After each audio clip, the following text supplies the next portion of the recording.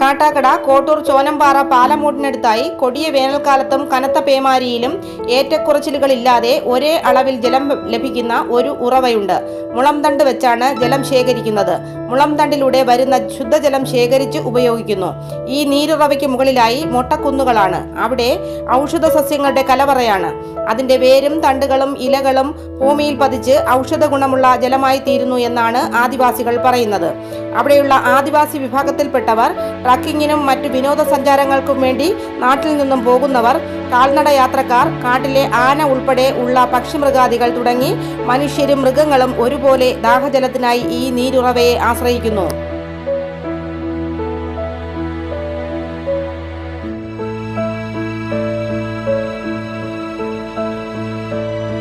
നല്ല വെള്ളം, തൂമ്പിലെ വെള്ളമാണ്. നല്ല ശുദ്ധീകരിച്ച് നല്ല വെള്ളമാണ്. ഏറ്റവും മേളിൽ നിന്ന് വരുന്ന വെള്ളമാണ്. നല്ല വെള്ളം. നമ്മൾ ഇവിടെ നിന്നാണ് എടുക്കുന്ന വെള്ളം. പോകുമ്പോൾ അങ്ങോട്ട് പോകുമ്പോൾ ഇങ്ങോട്ട് പോകുമ്പോഴൊക്കെ അവിടെ നിന്ന് തന്നെ വെള്ളമായിരുന്നു. തൂമ്പിലെ വെള്ളം നല്ല വെള്ളം.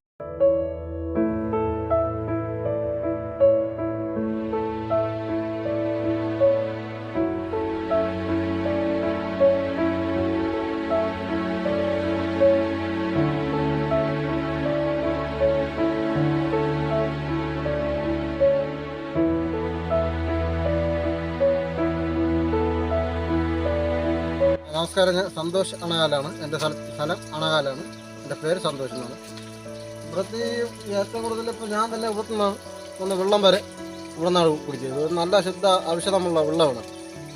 ഇത് നമ്മുടെ അവിടെ സ്കൂളോട്ടൊക്കെ വരുന്ന ജീപ്പ് ഡ്രൈവർമാരാണെങ്കിലും തിരിച്ചു പോകുമ്പോൾ കന്നാത്തിൽ നിന്ന് ഇതിൽ നിന്നാണ് വെള്ളം എടുത്തുകൊണ്ട് അത് വീട്ടിലോട്ട് ഉപയോഗിക്കാൻ കരുതുന്നത്. നല്ല ഔഷധമുള്ള വെള്ളം എന്ന് പറഞ്ഞാൽ വേറെ ഒരു അഴിമതി ഇതിനകത്തില്ല. നല്ല ഔഷധമുള്ള നല്ല ശുദ്ധമായ കുടിവെള്ളമാണ്. അപ്പോൾ നമ്മൾ ഇപ്പോൾ കോട്ടൂർ വന്നു കഴിഞ്ഞാൽ നമ്മളും ഇതിൽ നിന്ന് വന്ന് ഇപ്പോൾ ഞാൻ തന്നെ കോട്ടൂർ പോയിട്ട് നിന്നുകാട്ടൊന്നും വാങ്ങിച്ച് കുടിക്കാതെ വെള്ളം താഴ്ച ഇവിടെ വന്നാണ് ഇപ്പോൾ വെള്ളം വരെ കുടിച്ചത്. കുടിച്ചിട്ട് നിന്നപ്പോഴാണ് ചേട്ടന്മാരുടെ വരവ്.